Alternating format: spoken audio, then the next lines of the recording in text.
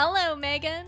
Hello, Michelle. Welcome to Spicy Brain Podcast. Podcast. Yay! Brought to you by Spicy Brain Studios.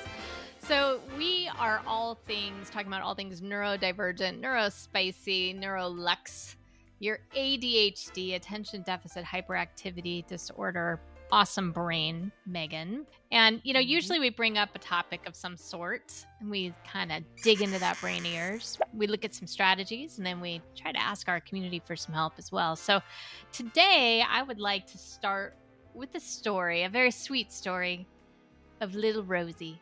Rosie, I want everyone to picture Megan Rosie, this my sister. When she was 3, she liked to twirl. She was a twirler. She jumped and leaped.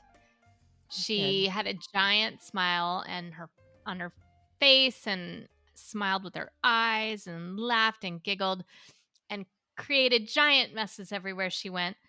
But at the same time was just the happiest kid. So I want to talk about that. And I want us to kind of ask the question, what would a world might have looked like in order for that little Rosie to just have been able to walk through life exactly as she was and continue to this day exactly? Because I feel like you've worked hard to get little Rosie back. Yeah, I worked really hard on that. But you lost her for a little while. So let's just do this like fantasy land for just a second. Like, what might life have looked like, or what would have had to have looked like for little Rosie, that confident little Rosie, to have traipsed through the world? Well, if there had been like a tribe of ADHDers Oh, who were all, secluded in some jungle. That like didn't have giant snakes or something. And Yeah, no snakes. It was just like, the idea of a jungle, but not a real jungle.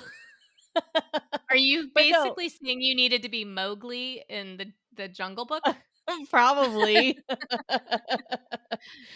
Well, like, if you had a group, like if you were going to be part of a society that like it was one that just accepted your brain 100% for what it was, Mm. and didn't question you, asked Mm. questions of you, but didn't question you.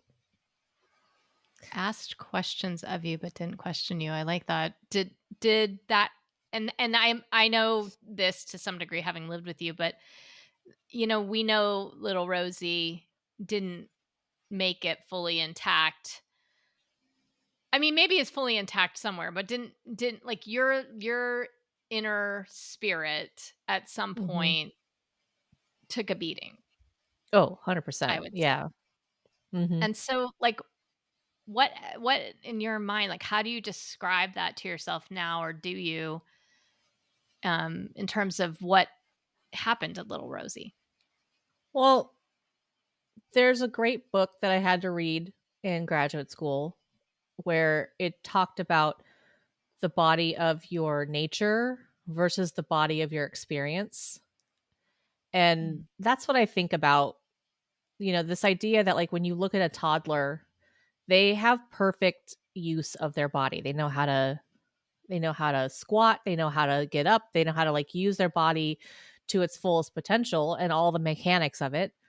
And then as soon as they go into school, they have to now sit still, sit straight, keep Mm. keep still, that kind of stuff. And so then they start holding their muscles in a way that they're not used to doing.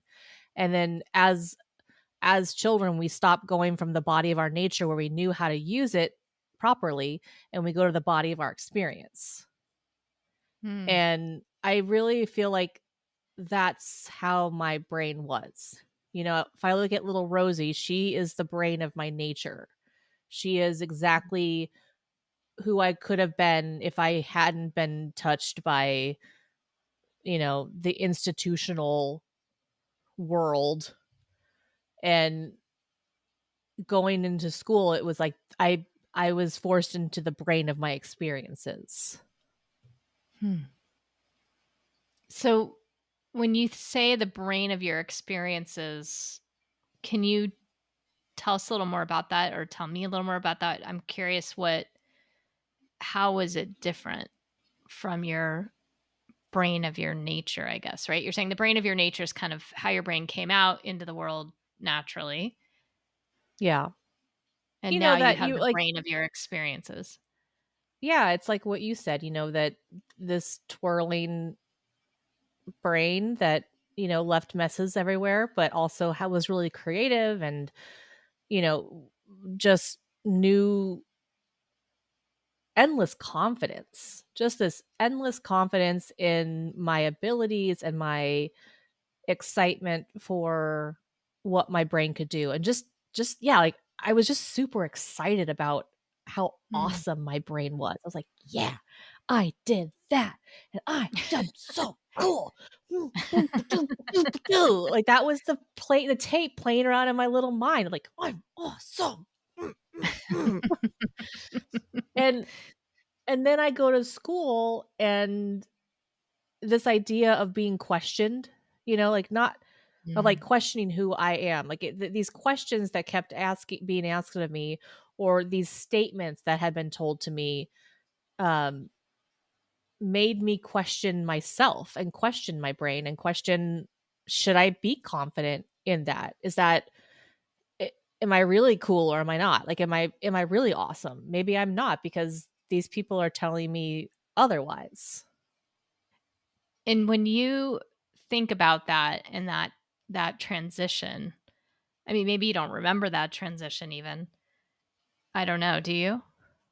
I I have like my first 10 years of my life are just kind of a haze.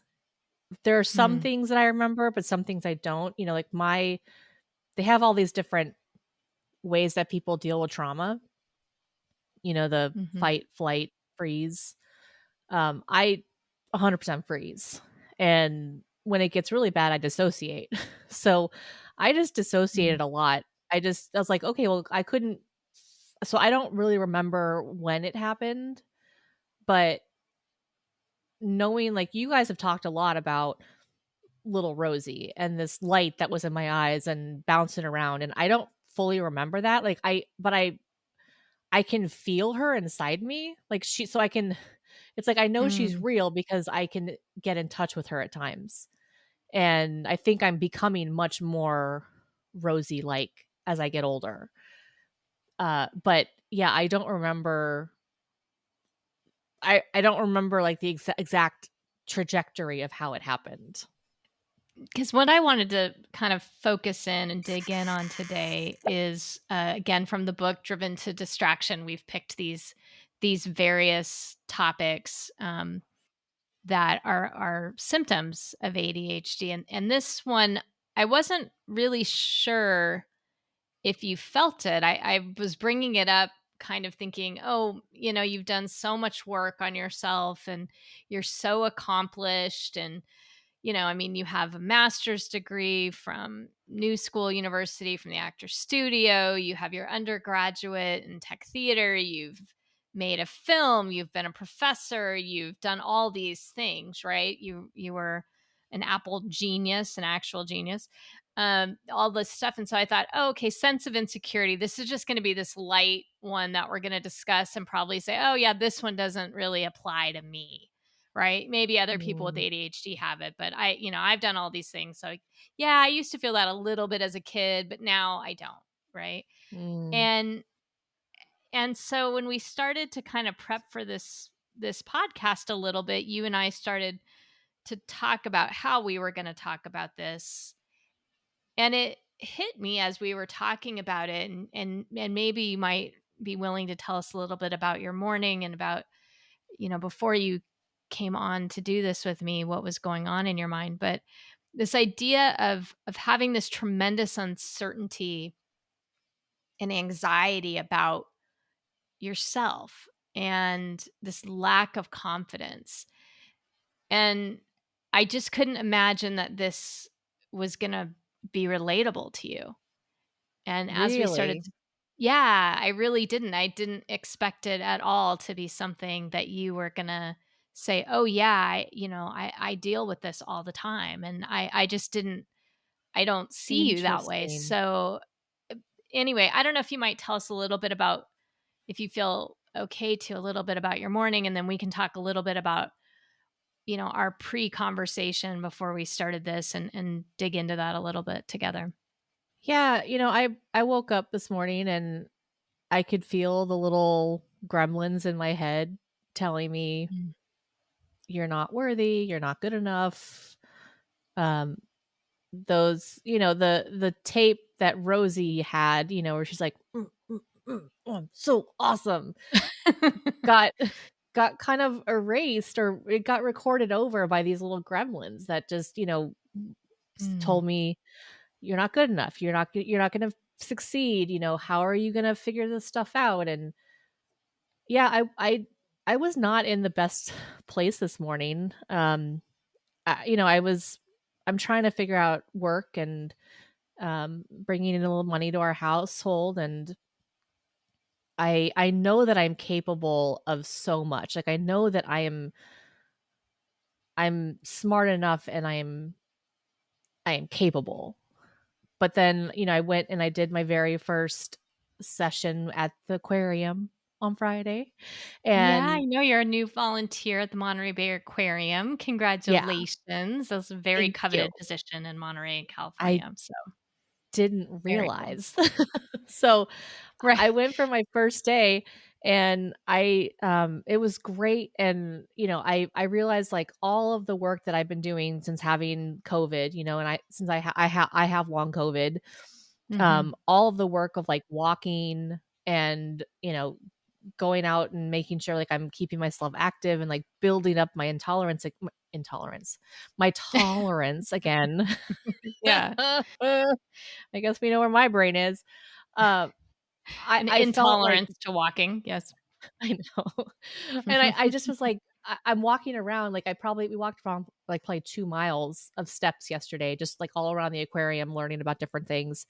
And as I'm there, I'm like, "Wow, everything I've been working towards has led me to this moment." I would not have been able to have done this job 6 months ago, a Yeah. year It's ago, true. It's true. Yeah. physically, Yeah, which is a whole new thing. you could barely walk a block, I think, when you left Yeah. Tucson. Yeah. Yeah, I was struggling hard. And Yeah. so then I get home and I felt really great about the day. Like, I got through it, and I hear, my there's 2 other people who are working with me, and one's like, "Yeah, afterwards I gotta go and do a makeup test." And another one's like, "Yeah, I have to go to a class after this." And I just was like, "I have to go home and sleep." I need, like, a well, Yeah. and I didn't say that. I told him, like, "Well, yeah, I'm gonna go home and work on a resume." But then I went home and I slept, and I just couldn't get out. I was like, "This I'm exhausted." I was like, and so then I woke up this morning just, like, feeling really, like, down on myself, because I was like, "I just Mm. am I ever gonna get is it ever gonna get better?" Like, Mhm. I'm working on all these things, but then part of it's just so frustrating because, like, I try to, like, build this momentum and build this new change, but then, like, my ADHD stops me from remembering what I'm doing. And Aw. I just wanna be like little Rosie and be like, "I'm such a badass," but I'm not. Well, you are, but you're not feeling it, Yeah, I don't right? feel it.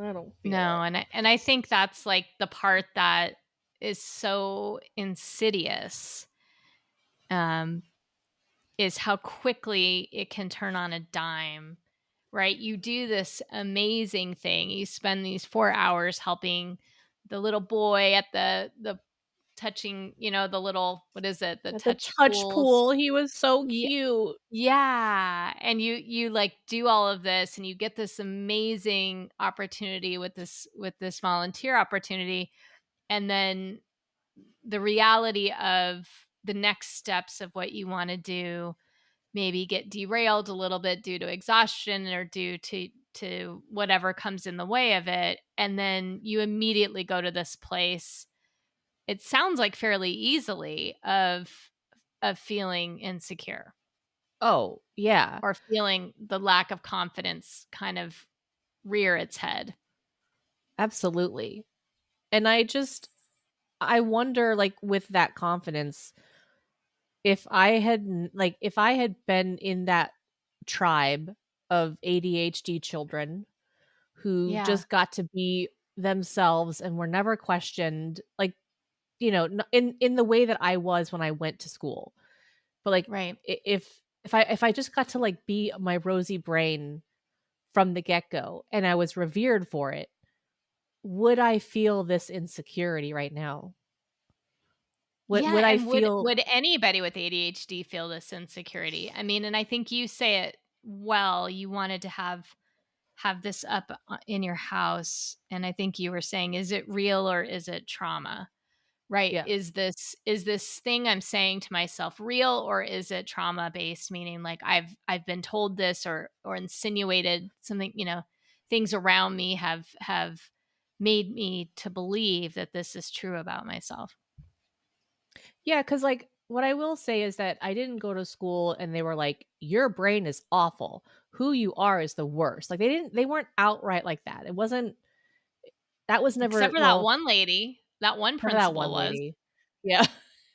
Yeah, that's I mean, what were you, 3rd grade? In 3rd grade, she said what? um, "You're never gonna amount to anything, so why bother trying?" Right. Can you imagine I mean, you can imagine it because it Yeah. happened to you, but you were 3rd grade. Yeah. That's What, wild. 8? That's wild. I was, like, 8. 8 years old, 7 or 8?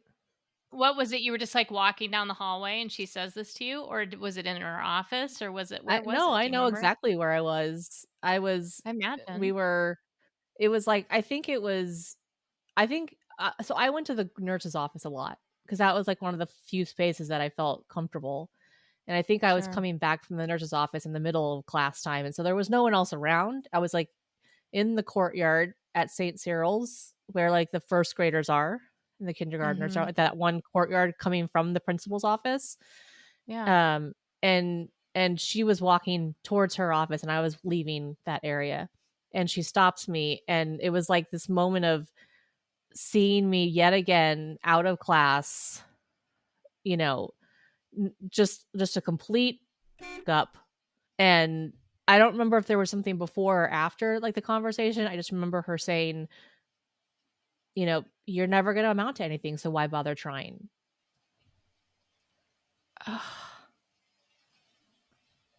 Oh my g I just it I'm on the brink of, like, tears and rage at the same time. It just absolutely you know, eh, first of all, it isn't true, right? But the second thing is, what else can you do but internalize that at that age? I mean, there's no I mean, you could, I guess, say "F you" or whatever, to the person, but Yeah, I can't imagine, and this is what I always think about as a mom, but also as an adult. First of all, you're physically taller than the kid generally, and yeah, your words are going down like daggers.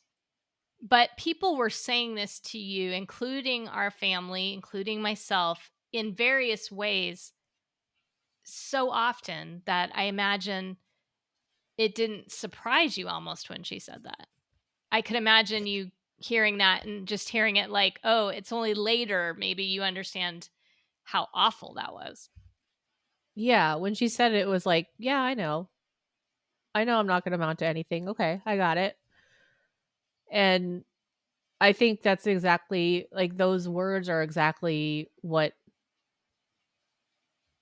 like, the intention of other people's thoughts were in their intention, or they were thinking those words, but not Mm, necessarily saying it out loud.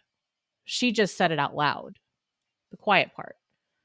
And, like, it's the exact reason why though I mean, when you were saying that back to me, it got me overwhelmed again because it was like, that's exactly what I felt this morning.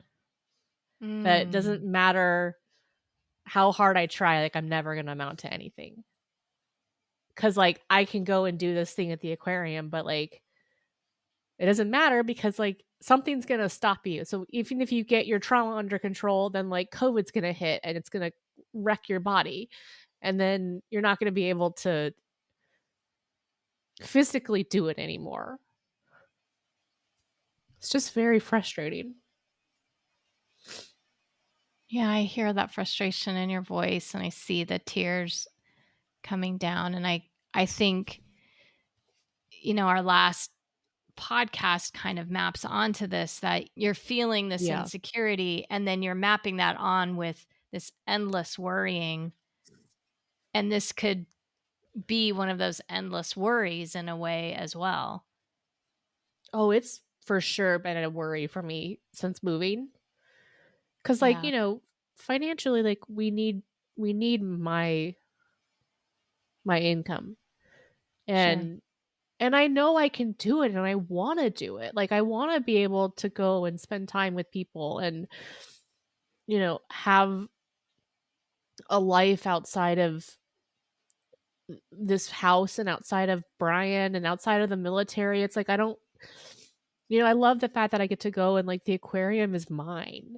It's like my Mm. space that I've created for myself. And it just, like, in a funny way, like, it brings me right back to little Rosie because she just thought that aquariums were the best, you know? I know, I was saying it's like a childhood dream of yours to be working in that environment. It is, and, like, that's one of the resumes that I wanna apply like, I wanted to work on last night. And I was, like, so pumped, and I had, like, talked to somebody, and they were like, "Yeah, everything about you, like, you're exactly the kind of person that we need here." And then I get home, and I didn't have enough physical strength to, like, finish it. Yeah, and I wanna say this, okay, so strategies, because I can see that you're, like, very emotional right now, and so if we need to take a Yeah. break, we should, okay? But my question to you is kind of going along with strategies, and one of the things that I think I've learned after reading a lot and then talking with you and others that are in my life that are ADHD is that how can we be helpful to you in these moments when we know that there's a reality of the physicalness for you that to do with long COVID that has nothing to do with your ADHD, right? And Yeah. that's real and that makes sense. That's not trauma based. That's real. That's like an That's actual real. thing you're having to like walk and get your strength up. But when you got to Monterey, you could walk a block and now you can walk 2 miles. So, your body will adjust and your body is adjusting and it may never be back to where it was, but that, you're building your strength up, right? Yeah.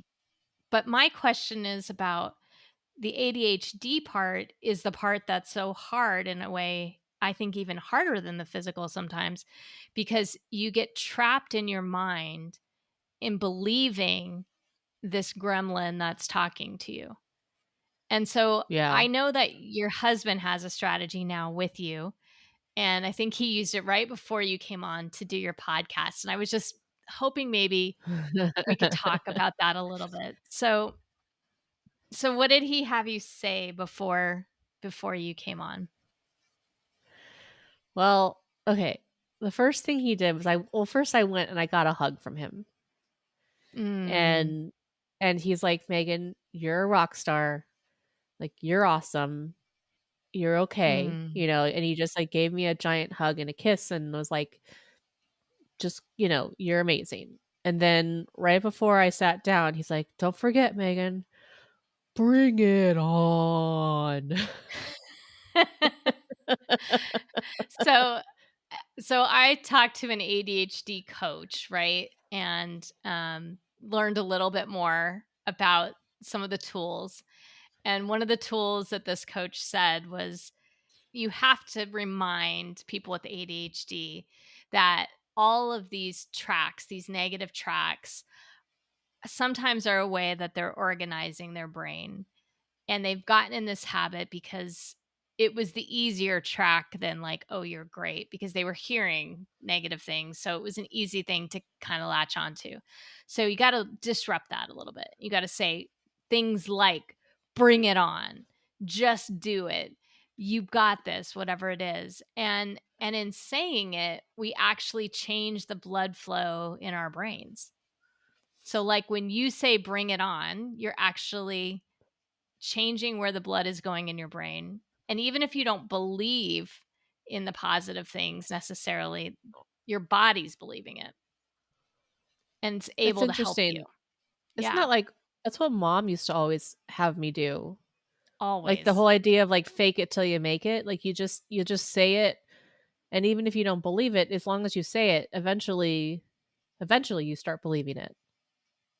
Yeah, and even if you don't ever start believing it, you actually change how smart you are.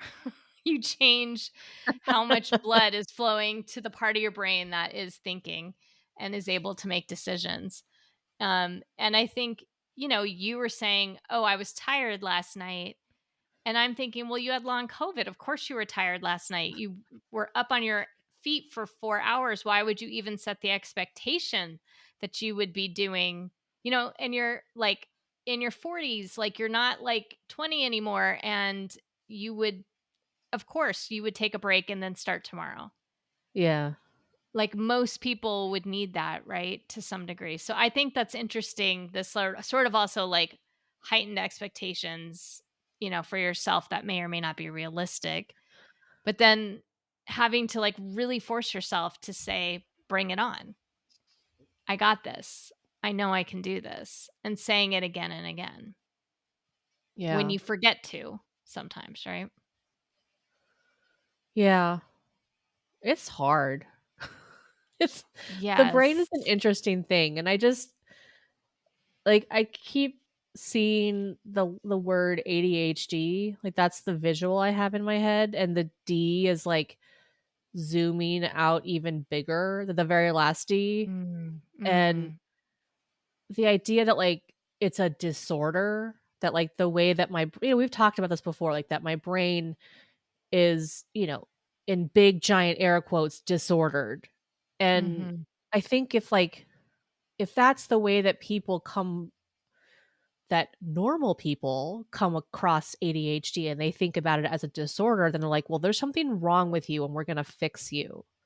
Right. And as good of intentions as it might be, it actually causes a lot of these other lingering effects. And I would be really curious if little Rosie was kept like let to be just do her own thing. And Yes. like I'd said, I would have woken up this morning and been like, I went to the aquarium. I'm such a bird. And then Yeah. I would just like, and that's like, oh, that's where I want to be in life. Like, that is Mhm. like, I want to be that free. And I think that Mm. I'm getting closer to it, but Yeah. it just makes me so mad how much trauma I've had to sift through. I'm like, could we have just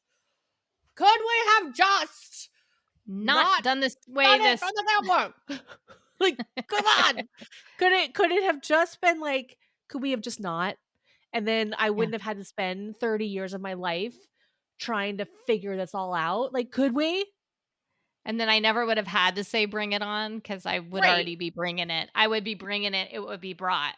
Rosie was bringing it on before it was even a thing. She was like, "Yeah, what's up, guys? Bring it on! I'm ready to do it." She was awesome. Yeah. I mean, I am Yeah. awesome, You are awesome.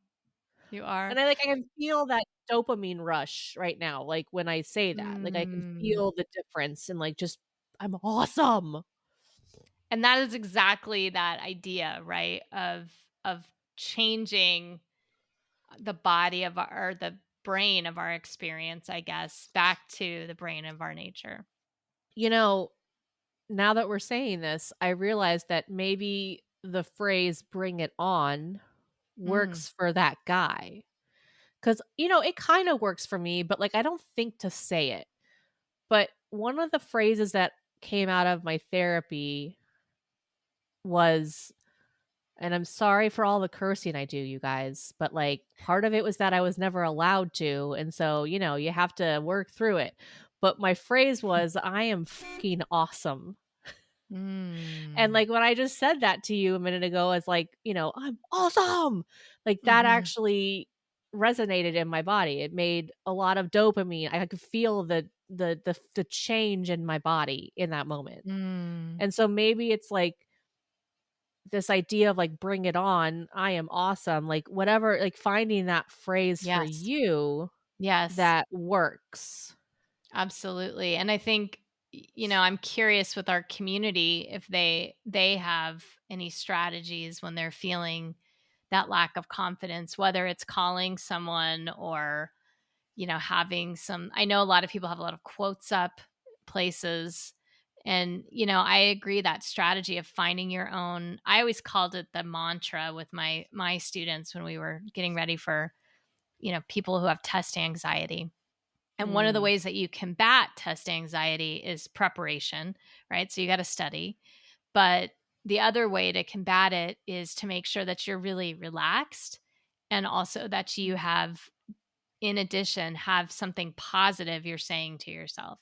So again, that blood flow, that dopamine hit, that whatever, all those physiological things are set up. And I always would tell people it takes like 6 weeks to figure out your mantra. It just doesn't come right away. You try all these things on, and it's like going to some, clothing store, and you're trying on this pair of jeans and that pair of jeans. And then finally you find the jeans that fit. And I feel like that's true for whatever your mantra is. So whether it may not be bring it on for you, but like you're saying that you're awesome does it. Well, you like to put expletives as well, understandably. Um, but yeah, finding that thing, and I wonder if that works for other people in our community. I think you can use "Bring It On" or "I'm awesome" until you figure out your own mantra, because like, it did help a little bit. Mm. It's just not one Mm. that I would think to use. Now here's the other question I have. Okay. All So, if right. it takes 6 weeks to find your own mantra, and Mm. ADHD people typically have issues with time, Mhm. Well, how do I you would meet with my remember? I would meet with my students once a week. So I would remind them, sorry. I want to be clear. This was when I was doing academic coaching. So I would say, like, okay, next week you're coming. And on average, people took them 6 meetings with me before they really figured out theirs. And they were Yeah. everything from, I had kids who had, like, one guy, he had like a Latin phrase. And I think it meant to like murder the other team or something. I don't remember. Like, Uh, there were so many. I had one person who was like "Et fuzzy tu, dolphin. Brutus?" Well, Fuzzy dolphins. I don't know, there was, like, weird, everyone had different things that got them going, and one person, they really needed to laugh, and that helped them to Oh. calm their anxieties, and so it wasn't so much about, like, building up their confidence as it was they felt more anxious, and Mm. I think lack of confidence and anxiety are 2 different things. Being anxious about yourself, or you know losing confidence in yourself, I don't think those necessarily are the same. So I think if you like tend towards one or Yeah. another, you might have different sayings.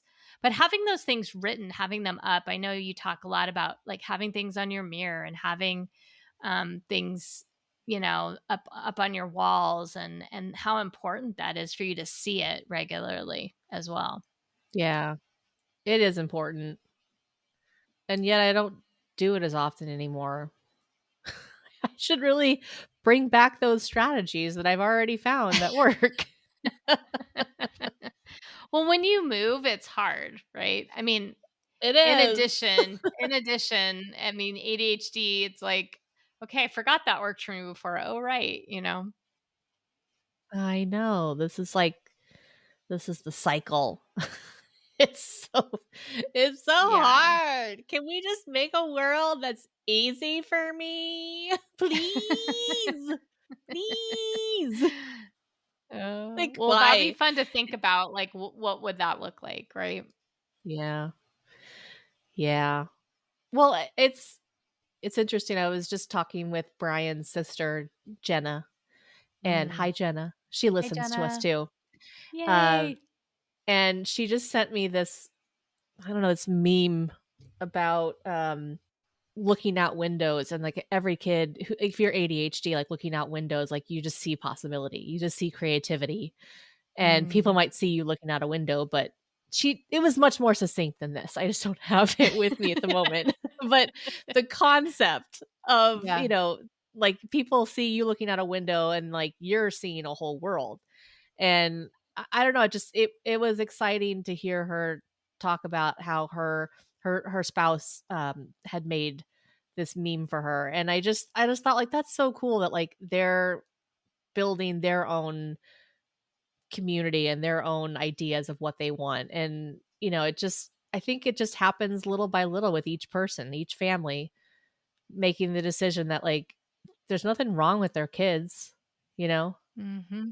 Their kids are perfect and just the way they are, and yeah, they might have a little bit more spiciness, but hey, spice makes everything better. Yeah. So, Spice brings out the life, right? Like the yeah, I don't know. I mean, it's really like how boring life would be without spice when you think about it. so boring. No salt, no chili Yeah, powder, nothing. nothing. Absolutely. So Yeah. even for you, if you could go back this morning and get a different Mhm. tape playing in your head, what might it be?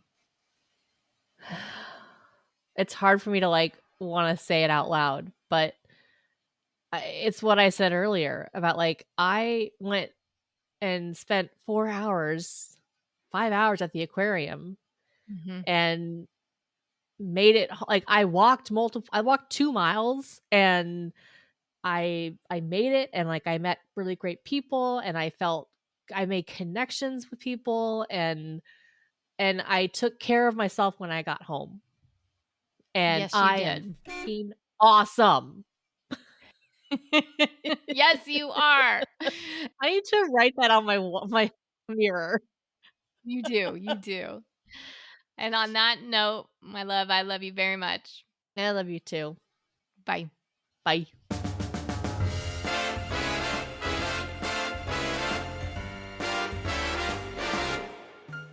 That wraps up another episode of our Spicy Brain podcast. This series has us focusing more specifically on ADHD and the symptoms list we got from the book Driven to Distraction. If you enjoyed this episode as much as I always enjoy my sister giving me a pep talk, please share it with someone you think would benefit from the conversation. Make sure to follow us on whatever platform you are currently listening to so that you can get notified each week. Now, next week, we'll be talking about mood swings. And considering how I went from laughing to sobbing to laughing again, all in 30-minute period, I think we can safely say that I have this symptom. Come on back next week to hear our deep dive into this conversation. But until then, here's to a great end of the week, and remember, stay curious.